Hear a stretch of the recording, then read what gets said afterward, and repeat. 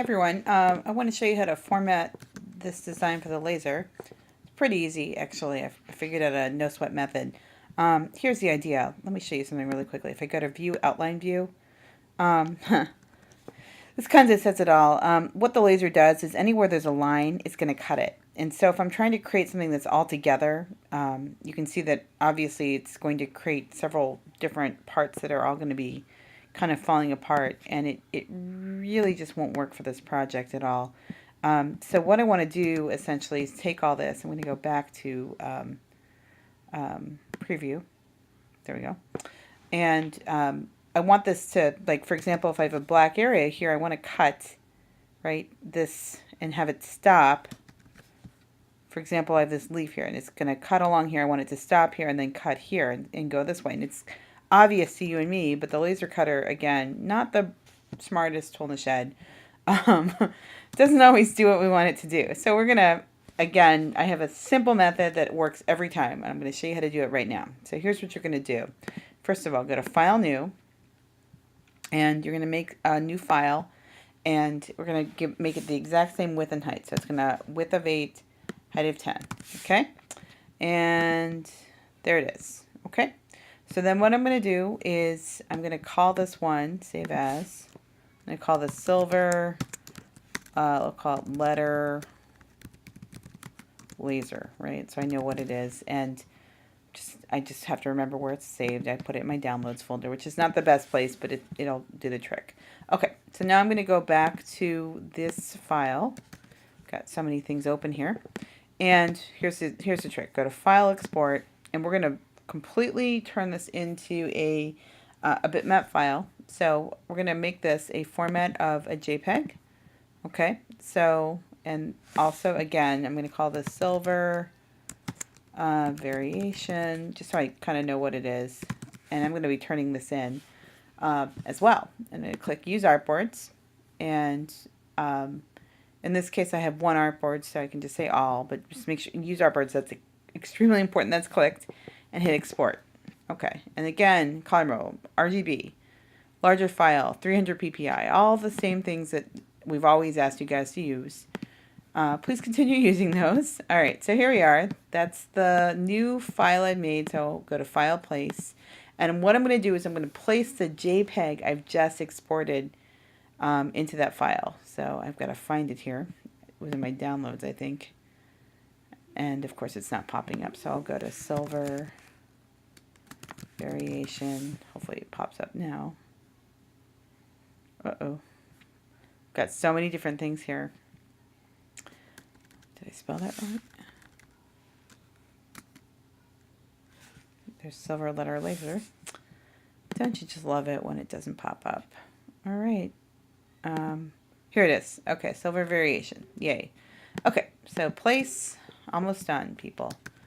And it should fit exactly into the spot because the template I gave you was 8 by 10. So this is now a bitmap file. In other words, if I zoom in, you can see there are pixels. So what we have to do is take it and vectorize it again. So how do I do that? Well, I select the image. I go to Window, Image Trace. This comes up. I want to leave the mode black and white for this. Under Advanced, I'm going to just click on this and then click Ignore the White and hit Preview for a second.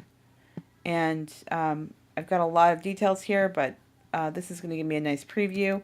I do notice that sometimes in the process of doing this, sometimes certain details, if I have a lot of small details, get lost.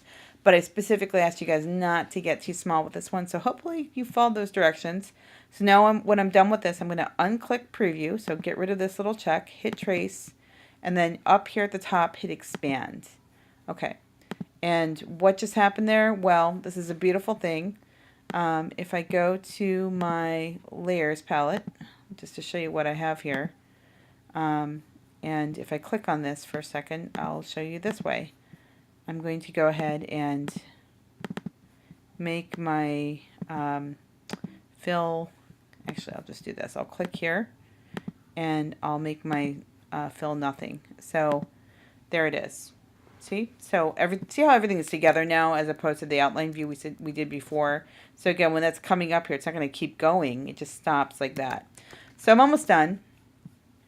Pretty close. A couple other things I want to do. I'm going to select the whole thing again. Again, laser cutter, not so smart. You got to tell what to do. It likes a stroke of, this is a weird number, I know, 0.0013 points. Don't ask me why. That's just the way it is. That's what it recognizes. So make sure that your stroke is set to 0.0013, uniform, basic, all the stuff should be like that. And then the other thing is, if this is not a perfect black, laser cutter doesn't acknowledge it. So if you have like a really, really dark gray, doesn't matter. It's got to be black. So I'm going to make my black 000. Okay, just make sure RGB is 000. Hit OK. And that's done. And then what I'm going to do is I'm going to take my direct selection tool and click here. And there's an external line. I do not want to cut that line. I'm going to cut that later. So you have to get rid of that line. Okay, now you think you're done. You're almost done. First of all, I'm going to hit save just in case. But this is a weird one. In your layers, so let's say here's your layers.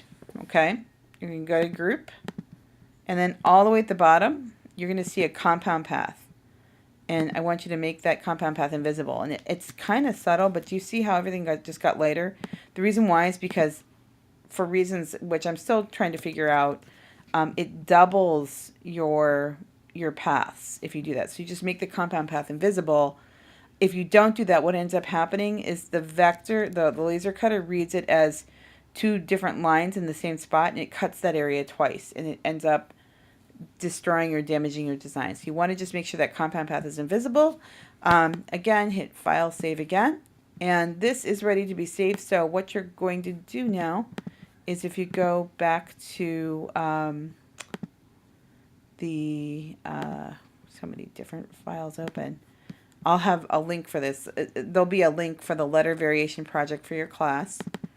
So I'm going to Google Drive, and I'm going to upload two different things. I'm uploading, oh boy, oh boy, oh boy.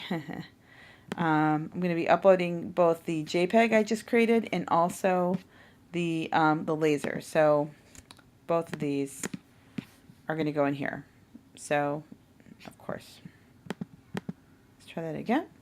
And so what you should see in here in a minute, there they are, is that's a straight up JPEG. That's what that is. And then the other image right here, if I go back, is the Illustrator file, and that's what it should look like. Kind of looks weird, but again, that's what we want to tell the laser cutter to cut out. So that's how you know you're done. You've got both of those images in there, and then before you upload them, if you want to, call me over and I'll check them with you and make sure that everything's correct, because it's kind of a bummer when people do this incorrectly. I bring it to the laser cutter and I can't cut out your image because it's not formatted correctly.